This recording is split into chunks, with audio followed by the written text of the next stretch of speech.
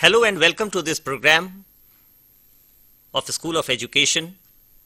The topic for today is Parents' Expectations from the Schools. Well, listeners, often we find parents expressing their views about schools and saying what they expect from schools.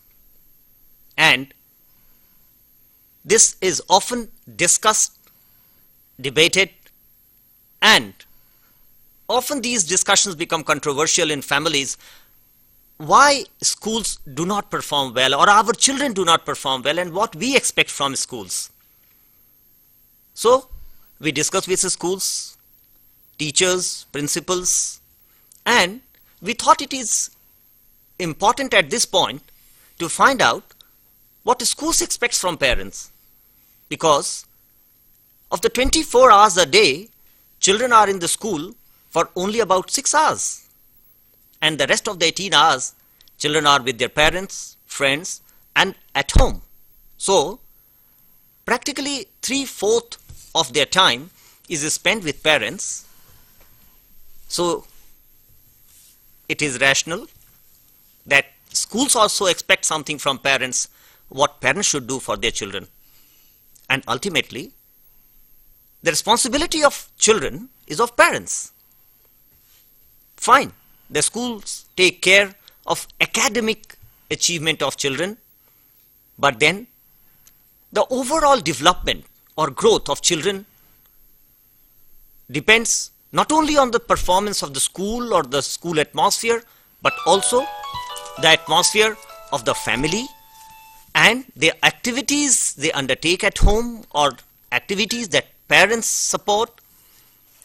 So it is important that we also understand the views of schools and what teachers, school administrators, principals expect from parents.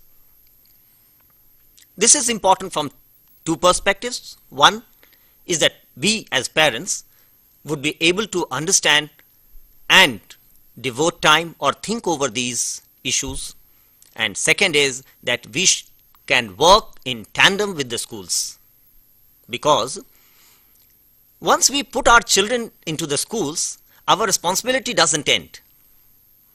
It's only sharing of responsibility in the overall development, growth of our children.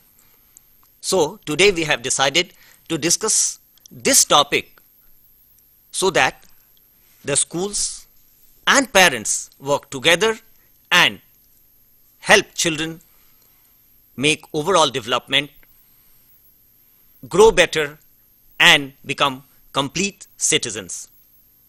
To discuss this topic with me today is Mr. G.C. Shekhar.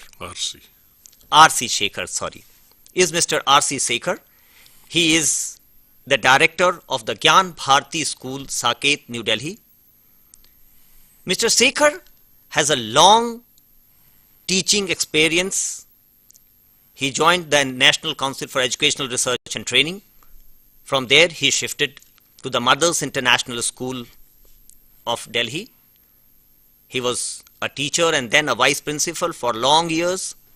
After that, he became principal of the Gyan Bharati School, rather the founder principal of that school. And in nearly 10 years or so, Gyan Bharati has achieved the status of being one of the best schools of Delhi. The credit must go to Mr. Shekhar. Mr. Shekhar has participated in various discussions and on various issues related to education that has been discussed, and his views have been accepted and also debated. Welcome, Mr. Shekhar, to this program. Let me start first by asking you, what do you feel when children or parents come and ask you or your school what they expect from you? How do you respond, and what do you think what parents should do about their children, and how much do you get the support? First of all, there is a need to change the mindset. Right. And the mindset is that it's not one-sided affair. It's a cooperative venture. Right. It's a partnership. And the home and school partnership, unless it goes in tandem, the child growth will be shattered. Mhm. So for the proper growth of the child, we should try to adopt a development curriculum rather than based only on the academics parts, so that the wholesome development of the child should take place. Teacher, as we very commonly say, is a friend, helper, guide, facilitator. Similarly, at home, the parents should work. They should not abdicate their responsibility that, yes, our task is over after sending the children to school, and at the most, we can give them some tuition work. That should not be only emphasized. Learning is a continuous process. It takes place all the time and every place. And now it is up to us how we monitor it. If we make the child very comfortable, if we make the child stress-free, he'll be able to adopt things easily and more comfortably. So first of all, the learning has different facets. It should be peer group learning, which should take place, cooperative learning, which should take place, and of course the parents should always be at help for the child whenever he requires. So first of all, we must change the mindset and come out of the Macaulay regime and start a new way of thinking. And it's not only that the marks which a child is attaining is the only thing. There are very many other things. A child may be very good in painting. Why not to encourage that? Why only that he should follow science when he's not comfortable in that? So the parents should not put their own aspirations into the child. That is very, very important. The child should be allowed to grow in a very natural way. Right. I think you have touched the most pertinent questions, but before I come to other questions, I'll start with this point that you have mentioned. Often parents put their own aspirations, their own expectations, their own failures of life into their children. They expect all that from children that they could not achieve. They want to achieve through their children, you see, whatever they could not achieve themselves, which is very, very bad, and it is not for the right growth of the child. For the proper growth of the child should be allowed to grow in a natural way. Right. And his potentials, whatever his potential, that should be explored, tapped, and that should be encouraged. Rather than, I want to make him a doctor or engineer or something, which he doesn't have the aptitude. That parent must take care of. This often happens, and in majority of the cases it happens. In majority of the cases this happens, that parents wanted themselves to become engineers or doctors or bureaucrats or whatever, and because they could not achieve that, so they always tell their children, be that or be that. They want to achieve through their children. And when their children also don't look or seem to be getting that, they become frustrated. Frustration comes in. You mentioned that if the child has the potential of becoming a painter or something else, the child is not interested in science, but still the parents want him or her to study science. How do you get that feeling? You see, they must trust the school, because school has some specialized agencies to help the child, to find out whether the child has that potential or capacity and aptitude or not. And once that has been done, the parent should respect that. And we have seen that where the parents have taken wrong decision, the children have gone into depression, the children have suffered on account of that, and that should be avoided as far as possible. Fine, I quite accept that if the child has a natural inclination towards painting or sports, the child should be allowed to do that.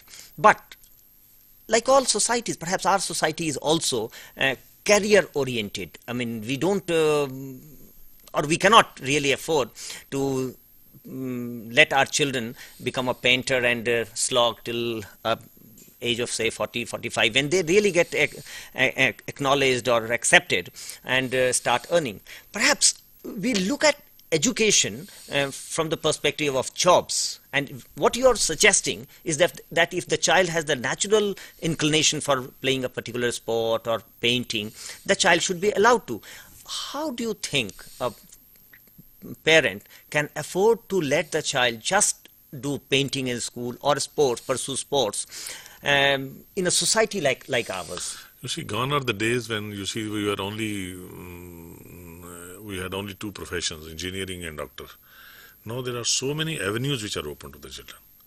It's a variety of avenues. It's not only that he has to wait for 40 years or 35 years or 50 years. Even for a doctor to settle down, really he becomes 35 years when he really gets settled. That way, if you go by that. Today an MBBS nobody recognizes unless you have done MD or MS or something like that, and then even post doctor. Then you are recognized that you have some specialization. This is an age of specialization. If you are specialized, there are a lot of other avenues which are open, and this is only a question of giving that kind of guidance, giving that kind of education to the children and to the parents, that there are variety of openings for the children, and we should not insist only that unless you become a doctor or an engineer, your life is comfortable, otherwise it is not. Gone are the days when this was there.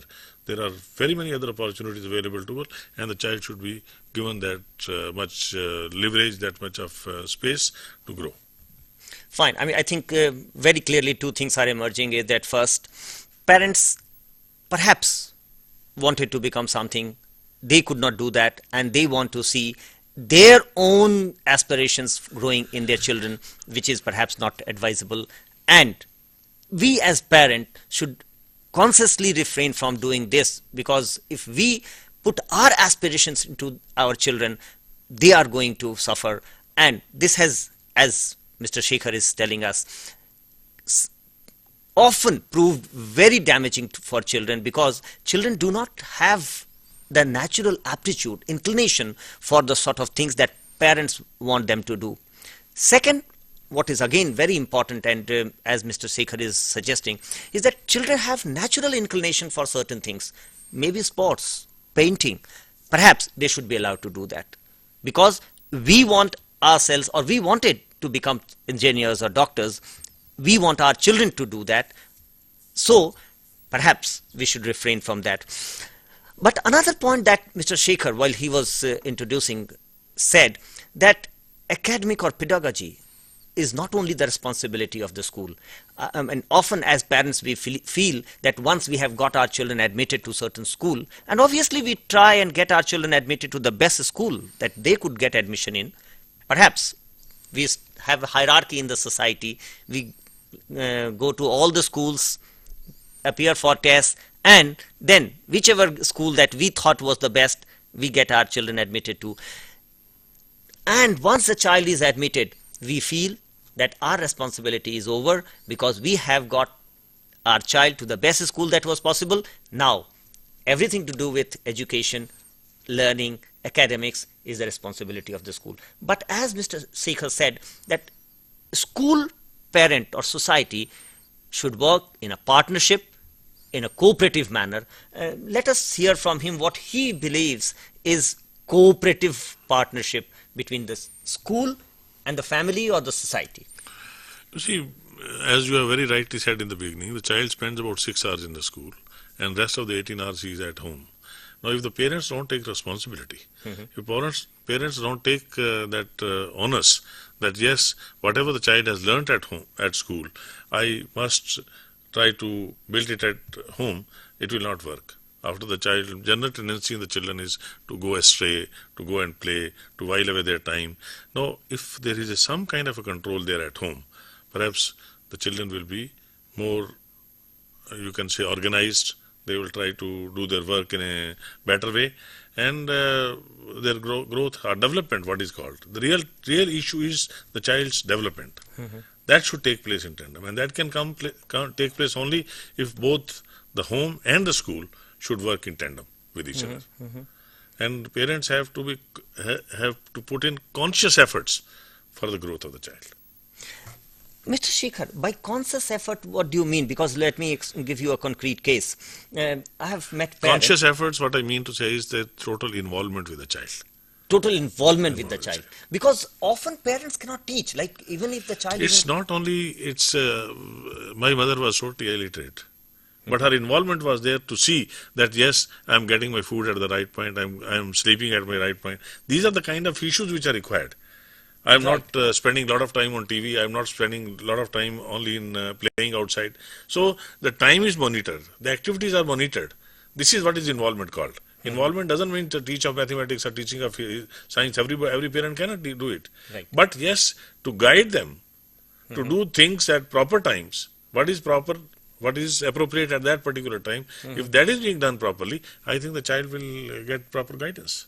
So, I mean, often what we believe is that just reading books or doing exercises, that is not what we are suggesting to parents. That if you just insist or monitor the timing of your children, what time do they get up, what time do they take breakfast, or what sort of breakfast are they taking? No, actually, what is required is that they need their support. They need support. Yes. They need support. This is the support which is required. Suppose I go to sleep, and I really want, from my heart, I want that I should get up after 1 hour and study, but I go to sleep for 2 hours. If my father is conscientious, he says, oh, the child has slept for 1 hour, let me wake him up. I have got a support. Yeah. These are the kind of things which are required. It's only that there is a watch from a distance that yes, he's on the right track. He's not going astray. He's not doing anything which is unwanted. That is what is the relationship which needs to be built up, and that will help in the proper growth of the child.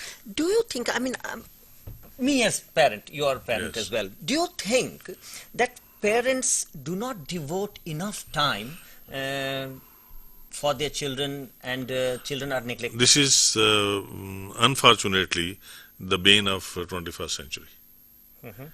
Whereas the earlier parents used to say one thing, beta, pado kam, gudo jada. Guna means so that you try to analyze the whole thing. Here it is, okay, what do you want? Take that tuition, go and go to the McDonald's and sweet, don't disturb me too much, I am too tired, don't you see I have come so late. These are the kind of issues which children don't like. In the real sense of the term, they don't like. They want. And this is also what you as a school, Yes, I mean, we are observing day in, and the children come and tell us. These are first-hand observations which I am telling you. The children feel neglected. So it is basically the neglect which is causing a lot of gap between the parents, because they need hug. They need some kind of a hug from the parents, which is not coming. The warmth which is required from the parents is not coming. As a matter of fact, they are keeping them away from themselves. so you have a feeling that parents, fine, I mean, this is their compulsion. That's why I as have well. used the word involvement. Involvement, yes. Fine, parents are in busy life, they are themselves pressured, I mean, at the workplace, traffic, everything. But this is the difference between a grown-up and a young child. I can understand there is some problem in my office and I have some heated discussion with my boss and all that.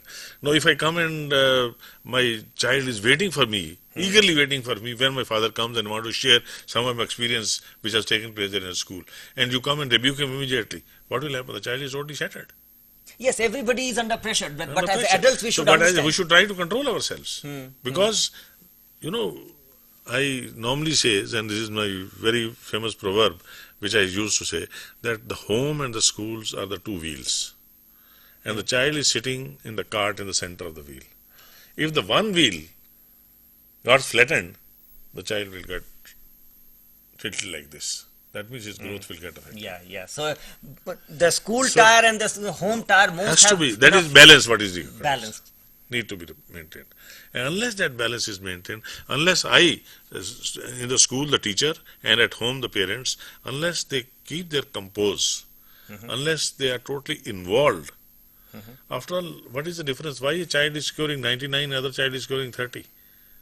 Where lies the difference? You will find that the child who is scoring 99 is that the parents are totally involved with them.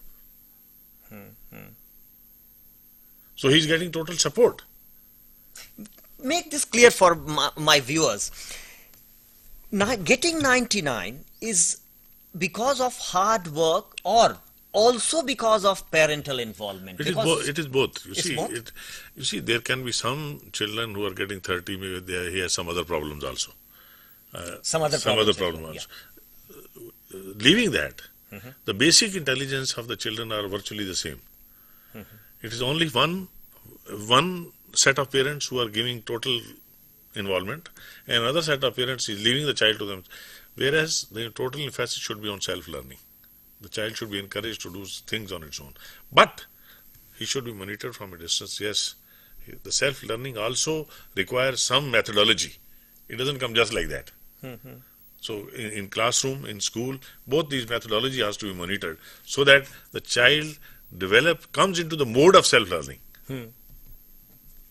He tries to explore himself, he tries to ask questions himself, he's more creative.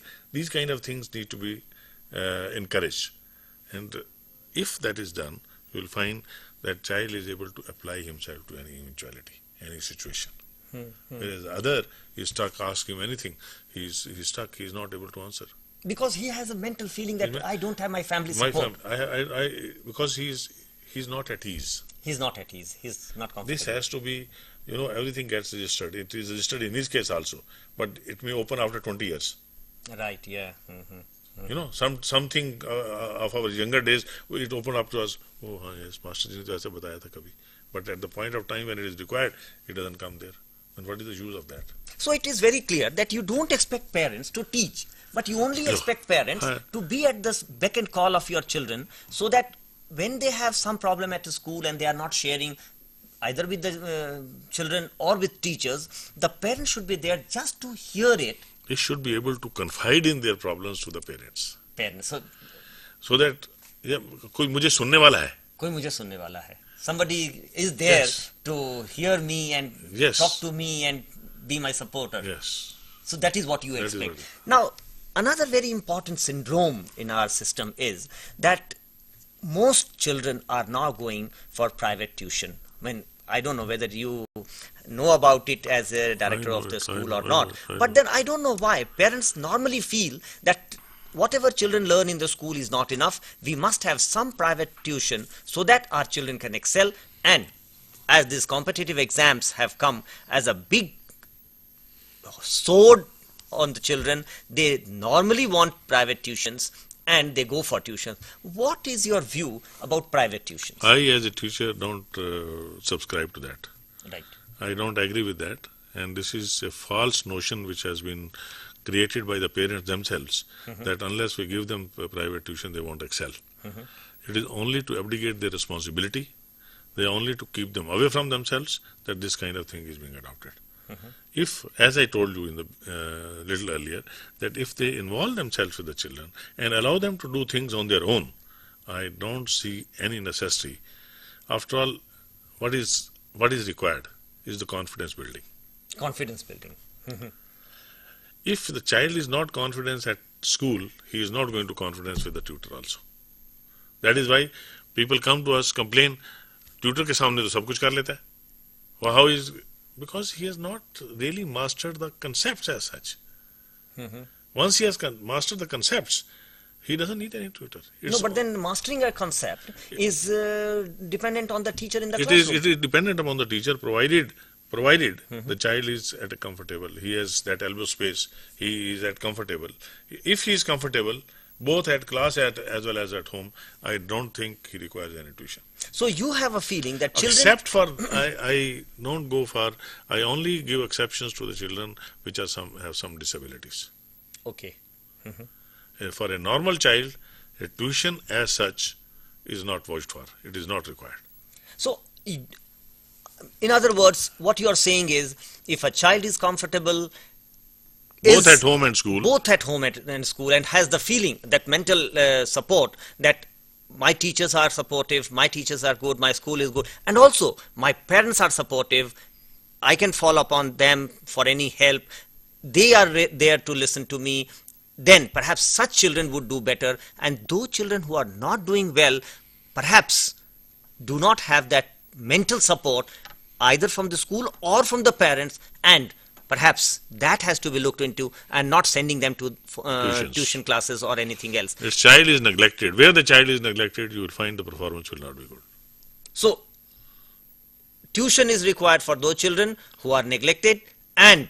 Or he has some other deficiency as such. Fine. Those children who have some sort of disability, perhaps they may require extra coaching, extra support, extra help to master those concepts or the subjects, the disciplines. But otherwise, children should not require that. Only those children who do not have enough support either from the school or from parents require coaching or tuition. And parents, as Mr. Shekhar just said, are abdicating their responsibility by just sending their children for these coaching classes. If they sit with their children, they don't have to teach. They only have to sit there with them and ask them to read their books, revise their lessons. Perhaps that should be enough and not require coaching. I think, well, that makes it very clear. But still, that question of partnership with parents and schools. What are the schools doing? How are they educating the parents? Because as parents, we don't know. I mean, I told you about that when we get our child. I can talk of my own school. I don't know about other schools, what is happening there. Yeah. But I think most of the schools are trying to follow it. We try to encourage, we call parenting sessions. Parenting sessions? Yes. Okay. Where we come and discuss all these things, all these issues, which you are talking to me just now. All these issues are put forth before them, and they are virtually advised that try to follow this methodology and try to be with your child, try to be involved with your child, be their help, be a helper with them, be a guide to them. So he needs your support, he needs your help, and these are the things which are taught to them. And some of the parents who really follow it, I find that response is very encouraging. So your school continuously and regularly organizes sessions for parents, and there you... I don't have exam, for example, in my schools. You don't have exam? I don't. Up to class 8 there are no exams because I cannot go beyond that. After that it is a board examination which comes into to play. So till that time there are no exams. Secondly, I am very religiously following the concept of continuous and comprehensive evaluation.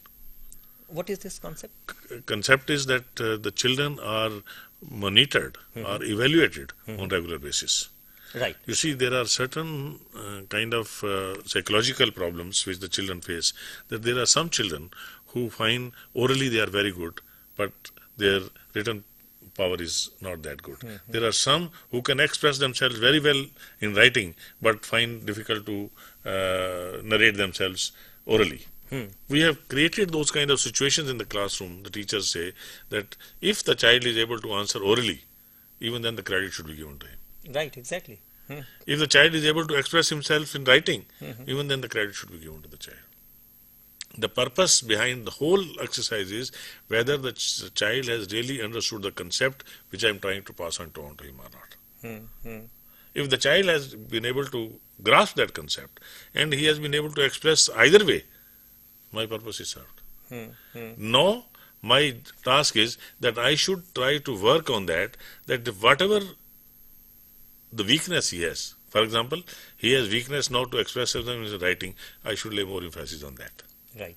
And if I find that his emphasis orally he is weak, I should try to give him, okay, bring him in front of the class, okay, you speak in front of the class, say what is the answer to this question and all that, to build confidence in this. The entire process is to build confidence in the child. And the moment, and second thing, what is required is that always we are very critical of children. We only want to know what he doesn't know.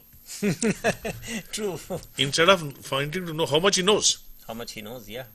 So if we try to find out, if we try to work on that how much he knows and start from there, gradually you will find, oh, acha, I can do that, I can do that, I can. So he will be able to climb the ladder in a very gradual manner.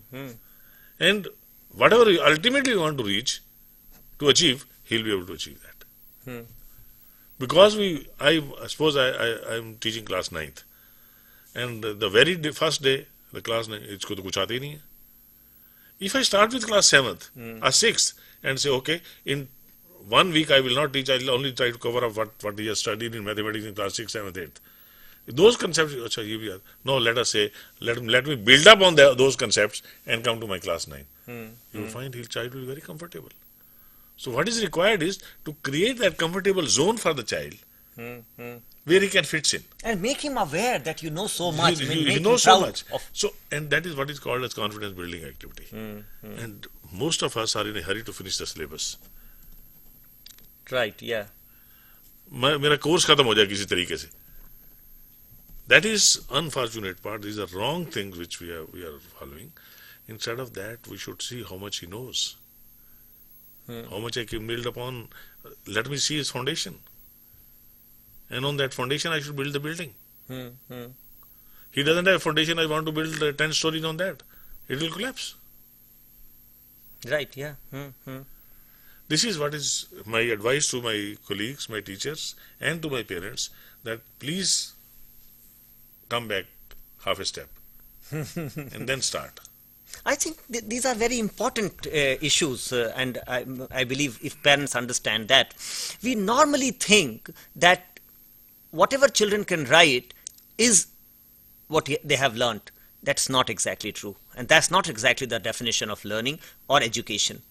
If a child is able to explain the concepts, his or her ideas, through words, spoken words, we should know that the child has understood, and that is what is going to work in life. So as parents, we should not always insist on what the child has written in the notebooks or the classwork, but talk to children and find out what they can express. Perhaps they are not very good at writing, so they are not able to express all those things on paper, but if they are able to express orally, perhaps they have learned those concepts and they understand, and that is what the purpose is of sending children to school. Second important thing, I believe, what he has mentioned, and I believe I should repeat so that it is recorded once again, is that we often try to find out what our children don't know, and we try to make them aware, look, you also don't know this.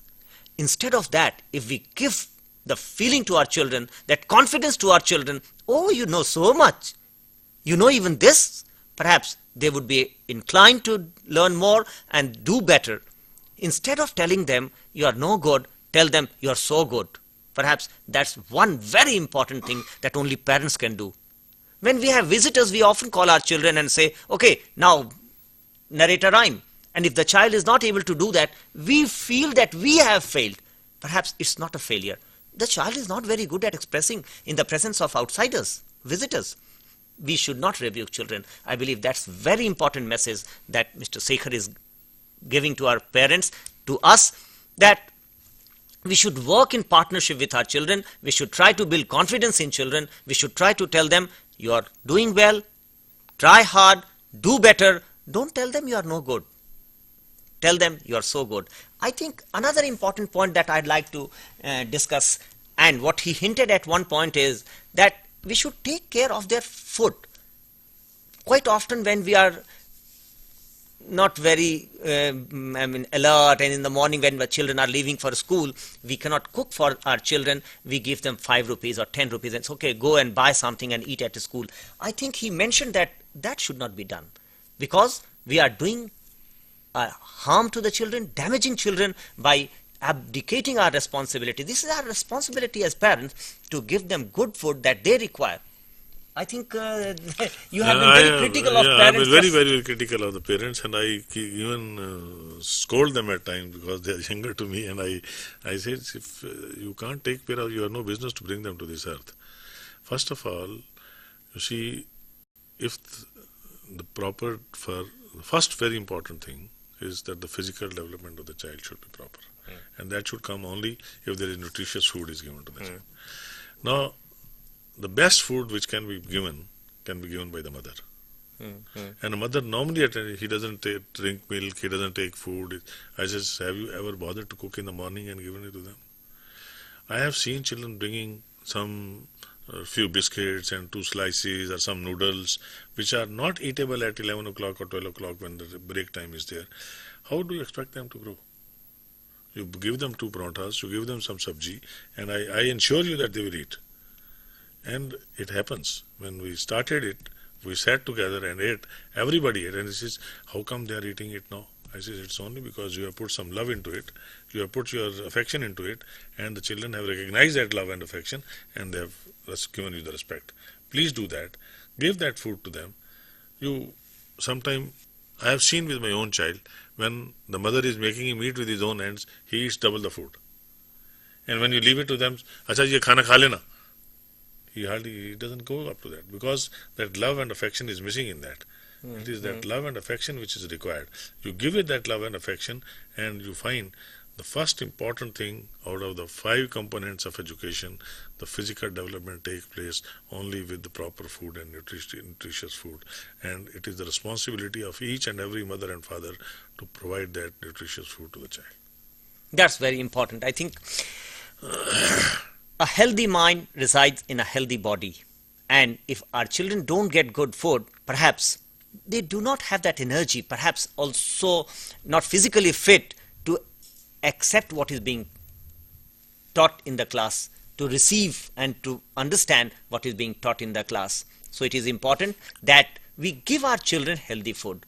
As he has said, and I think he is speaking from experience, Mr. Shekhar has mentioned just now, and I'm quite touched, that often when he takes food with his children in the school, he finds that children bring something like biscuits or bread, which is not really eatable by the time the lunch break comes in the school.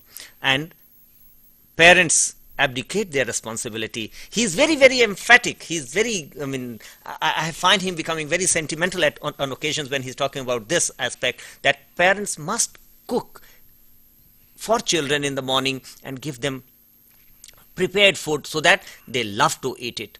Because if parents take that care, children would definitely eat food. As he has mentioned, parents often complain that the child doesn't take milk or the child doesn't take this food or that food. He has a feeling, and that I believe, because he is speaking from experience, that food which is eatable in the school, if children get that food, they would not have problems eating, and they would be healthy, they would be comfortable in the class to receive what the teachers are imparting. To achieve anything, you have to sacrifice something. Right. You have to sacrifice your sleep, because you have to get up in the morning to cook and all that. You see, so for that, if you say that I want to party late at night, and then also, both the things cannot go together. You have to be very, very careful. The child go to sleep at proper time. You get up at the proper time. Children are prepared to go to school so that he doesn't miss his bus, and he is comfortable with everybody else. True. And for that, you will have to sacrifice something, your own comfort, because you have taken a very conscientious decision to bring these children. Right. That's a very, very conscious decision. Yeah. And for that conscious decision which you have taken, you must devote your full time. Again, my word comes to involve yourself with the child, development of the child. And development comes in all the fields, whether it is giving him food, whether it is giving him education, whether anything of that sort. Everything is, education is not only a separate component, it involves these things also.